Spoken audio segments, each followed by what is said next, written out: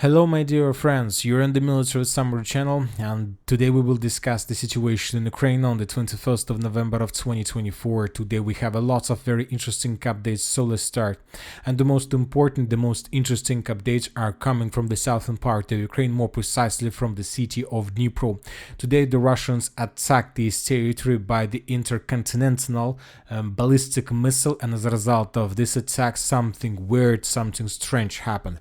Let's discuss the situation in details, and first let's talk about the information that was provided us by the pro-Ukrainian sources. The Ukrainians are saying that on the morning of November 21st, between 5 a.m. and 7 a.m. of Ukrainian time, Russian forces attacked the city of Dnipro with missiles of various type. Furthermore, the Ukrainians reported that one of the missiles was the ICBM, and later we got additional details what kind of ICBM the Russians were using, and the Ukrainians also, this information was stated and published by the Ukrainian sources, and according to them, in the morning the Russian Federation launched an intercontinental ballistic missile from the Astrakhan region, and that was a RS-26 Rubesh. So this is the picture most likely of this system. Furthermore, the Ukrainians stated that they managed to bring down just 6 of 9 missiles.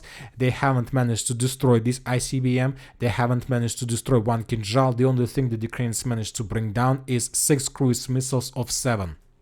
And also in the morning we start receiving the first video, and this is the first video about the ICBM attack on the territory of Dnipro. This is the first scene, the first video that was published in the internet, and most likely you have already seen this video. Very powerful scenes, very dangerous, very, I don't know, weird, very mysterious weapon the Russians used. Very difficult even to find the words how to describe the feelings and your attitudes to this picture. But after the first shock, of course, the military experts began checking the information, trying to find as many as possible details.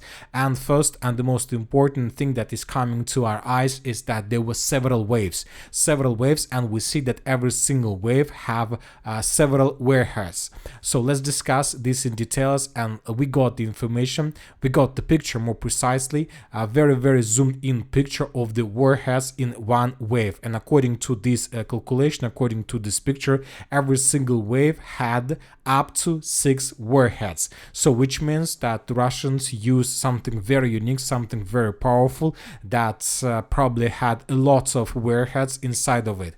Later we got another video that was also published by the Ukrainian sources, and in this video, for example, we can see more clearly the number of strikes. As you can see, there were several strikes, several waves, let's call it like this.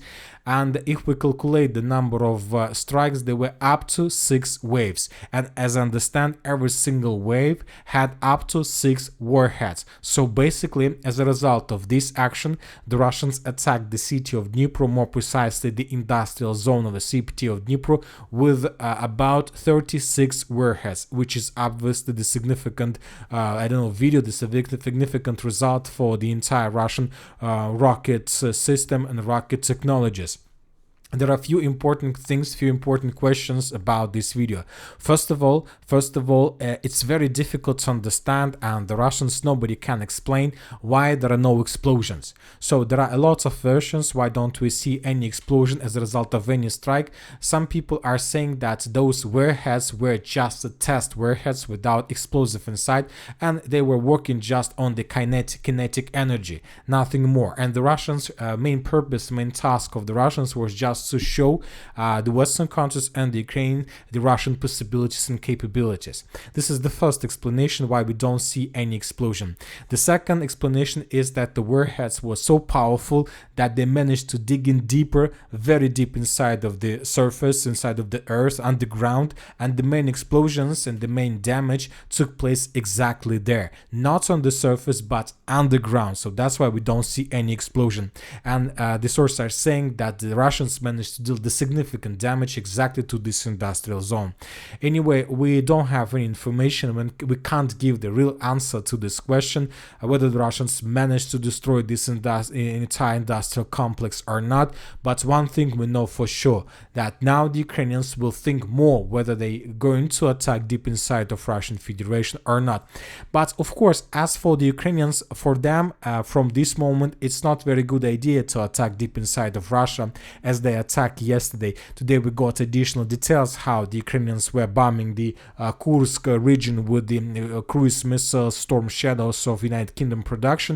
Later we got additional details that as a result of reconnaissance operation, the Ukrainians managed to discover the headquarters of the group of forces north, and exactly with the use of Storm Shadows, the Ukrainians destroyed this headquarters and the Russians suffered significant losses, also according to Ukrainian sources. And now the Ukrainians will think to repeat such a strikes or not. Of course, when talking about the Western countries, just to take a look at this picture once again, just to collect as much as possible information about the Russian ICBM missiles, of course, they will force the Ukrainians to attack more, because this is unique event for the Western countries, for the Western air defense.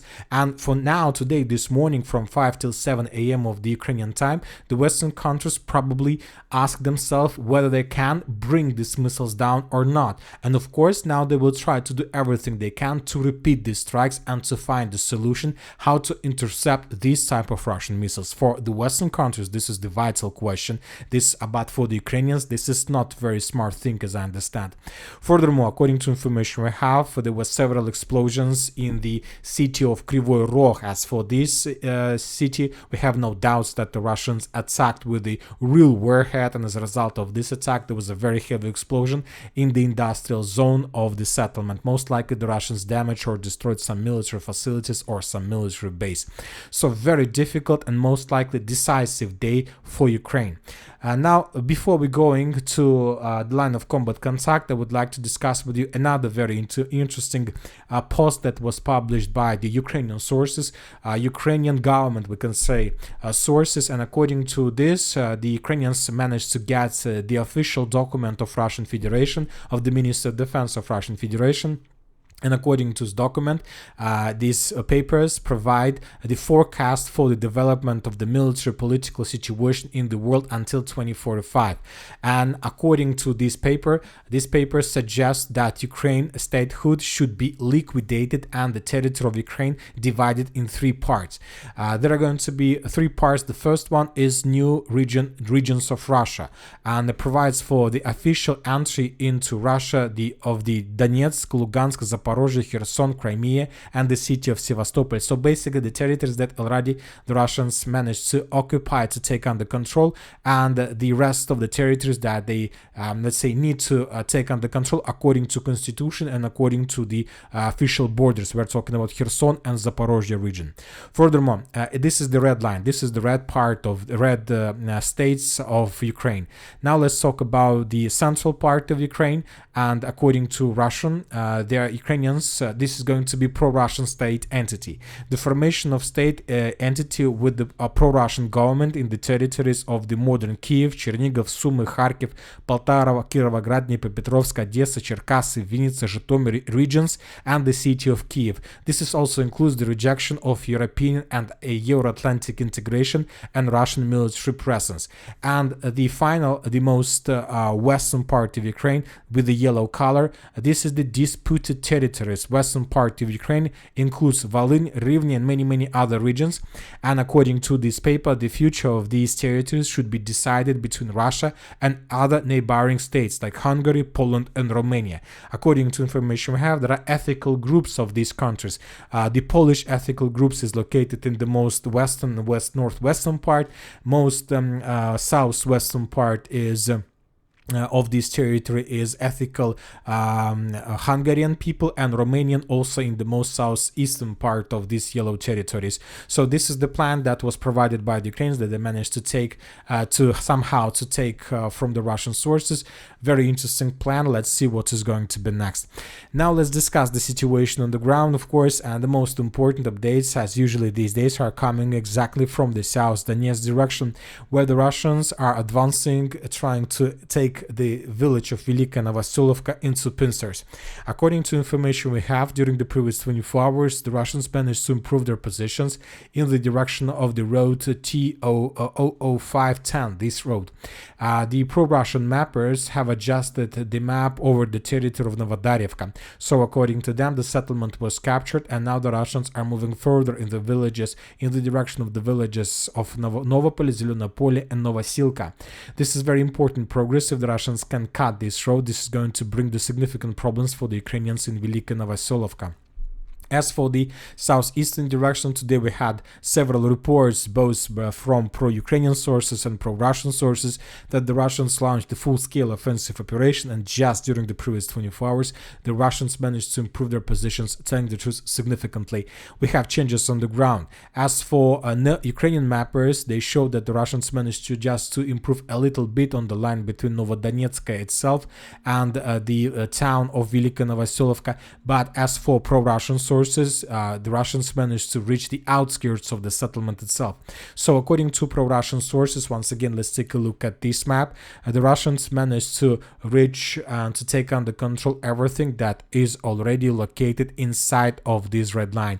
If this information is correct, then the distance between the Russian positions and the first positions on the territory of Velyka Novosilka is already less than 1.5 kilometers in the southeastern direction. Basically, the Russians are breaking through, and the Ukrainians are not able to show any resistance. Furthermore, we got report that the Russians also started their offensive in the direction of the village by the name of Razdolne. As for this direction, several mappers reported some progress on the ground, not huge, but they're just showing that the Russians are advancing. Once again, as for pro-Russian sources, according to them, the first streets and buildings of the village of Razdolne were already captured by the Russians, and most likely, if this information is correct, then tomorrow we might see completely different picture in the South Donetsk direction and the operational encirclement of the town by the name of Velyka Novosilka, and this is going to be the biggest disaster ever for the Ukrainians, because the Russians still haven't finished the battle for Kurakhova and the Kurakhova direction, and they began another battle for the Velyka Novosilka direction, and now the Ukrainians need to find additional reserves to send them here with the purpose to stabilize the lines, but we understand that Ukrainians basically now don't have these possibilities. As for the Sukhiye Yali river direction, the main Russian focus lays on the village of Sukhiye Yali. During the previous 24 hours, we got additional videos of how the Russians were hunting and attacking the Ukrainian vehicles, forces and units on the territory of the settlement, and how the Russians were bombing and attacking the Ukrainian edge positions with artillery and with aviation. The Russians are very focused on the territory of the settlement, because the Russians understand if they can take the settlement under complete control, this will lead to complete defeat and complete collapse of Ukrainian defense belt in this direction. If we increase the numbers of days since the beginning of months, we're going to see that the Russians are very focused in this area. Almost every single square kilometer or meter was already bombed by the Russians just since the beginning of November. As for the stronghold, the situation is very difficult for the Ukrainians, because today we have the final video confirmation that the Russians established complete control over the settlement by the name of Dalnya. If yesterday we had some doubts whether the Russians have strong control over the settlement, today we have no doubts about this. The Russians published the video from the most western part, and we can see the soldier that was on the street, and he wasn't afraid of any drone, because most likely there were no drones above him, which means that the Russians managed to establish maybe even electronic warfare equipment. And the Russian position with flag was exactly in this point. Based on this video, lots of mappers have adjusted their maps. Furthermore, from these positions, we can make a conclusion that most likely the Russians already managed to establish physical control over the road 0510 between the settlement of Uspenovka and Kurakhova itself, which means means that Ukrainians began suffering big problems. Furthermore, the Russians began offensive operation trying to outflank Uspenovka from the southeast and from the east, with the purpose to dig in deeper between Ukrainian positions in Ganovka and Uspenovka itself. The main task of this maneuver is to create a cauldron for those Ukrainians that are currently located still hold their positions in the villages like Ganovka, Veselaya, Romanovka, Elizavetovka, and maybe Ilinka. If the Russians are able to get here as close as possible, then the Ukrainians in these fields will lose any possibilities for evacuation. Most likely the upcoming night between the 21st and the 22nd of November is the final night for the Ukrainians, when they have still time for evacuation. The day after tomorrow, the Ukrainians will lose these possibilities and they will stay there forever. Now let's talk about the city of Kurakhova. We have very important update that the Russians managed to take under control the first streets and the first buildings in the central part. According to sources, the Ukrainians have already abandoned their positions in the central part, or they're still holding just this area of the citadel, so high-rise building area, and that's it. But even this territory would would be abandoned by the Ukrainians during the next several days. As for the fields, the Russians improved their positions, and we have a lot of videos that confirm additional progress on the ground. The news is tightening, the Ukrainians are retreating, the Russians are advancing, and the Russians are attacking and attacking and attacking, and currently the Ukrainians can't show any resistance and can't stabilize the front line. As for the northern Kurakhova direction, we start receiving reports from the forces of the 46th Air Mobile Brigade that the Russians secured the village of Berestki completely. Furthermore, the Russians managed to improve their positions in the southern part of Sonsovka, and currently there are no more barriers in front of Russians to begin moving in the southern direction with the purpose to attack or to get as close as possible to the village of Starai Tirny. If the Russians are able to do this, then this is going to be the creation of the northern hat of the northern wall of the Kurakhova cauldron. During the previous 24 hours, we haven't received almost anything from the Pokrovsk direction, just regular updates about very difficult situation in the area. Several Russian FPV drone attacks on Ukrainian edge positions, so just regular duels between drones to artillery duels and so on, without any attempts from both sides to attack each other. As for the Toriez direction, the Russians, according to different sources, are about to finish the battle for the Zabalka district. During the previous 24 hours, we got another map update from neutral mappers, that the Russians managed to improve their positions. Some Russian sources are saying that the battle for Zabalka was already finished. As for the fields between the city of Toriezk and the city of Chasiv Yar, we got during the previous 24 hours, as you can see, lots of geolocations, and the thing is that the Russians are about to finish the battle for the foothold of the armored force of Ukraine, the final foothold on the Russian side of the Seversky Donetsk-Donbass Canal. We're talking about Ukrainian positions in front of the settlement village by the name of Andreevka. These positions still under Ukraine control, but the Russians are tightening the news around these positions. Today we got the video published by the Russians of how Russian infantry pairs, stormtroopers pairs, were moving around this stronghold, trying to force the Ukrainians to fall back. So most likely during the next several days, this foothold would be abandoned by the Ukrainians, and the Ukrainians would retreat towards the village of Konstantinovka. Furthermore, from this direction we receive lots of videos of how the Russians were bombing and attacking the Ukrainian forces in the villages of Pritiechina, in the village of the Chasiv Yar direction, and so on. As for the south and Sivers direction, we haven't received anything, just one video of how the Russians were bombing and attacking the Ukrainian positions in the southern part of Slaviansk, and the Russians were bombing the Ukrainian forces with the FAB 500 or FAB 250. You know that the Russians recently managed to improve their FAB systems, and they increased the distance, and now they are, as you can see, are able to bomb the cities like Slaviansk, which means that beginning of the preparation in this direction. As for the southern Kupiansk direction, during the previous 24 hours we haven't received anything special. I'll remind you that just yesterday we had two videos of how the Russians managed to destroy the main pontoon bridges and logistic in this vicinity of Liman, and we suppose that the next several days the Russians will try to use this situation to attack the Ukrainian forces, but yet nothing from this area. Maybe there are very heavy clashes right now. We just haven't received anything that can confirm the clashes. As for the northern Kupiansk direction, nothing important happened during the previous 24 hours, just several FAB 1500 were dropped by the Russians on the positions of the armored forces of Ukraine on the Ukrainian side of the river Voskol. As for the Kursk direction, during the previous 24 hours, nothing special, just regular activities, both from Russian and Ukrainian side. The Russians were bombing and attacking the Ukrainian forces with a significant number of FABs, with a significant number of missiles, lots of drones, but without any changes on the ground. So everything is waiting for the reaction of the Western countries and Ukraine, and everybody is waiting and trying to find an answer to the question whether the Ukrainians are going to continue attacking deep inside of Russia or not, because this is very important and this is the main question of 2024.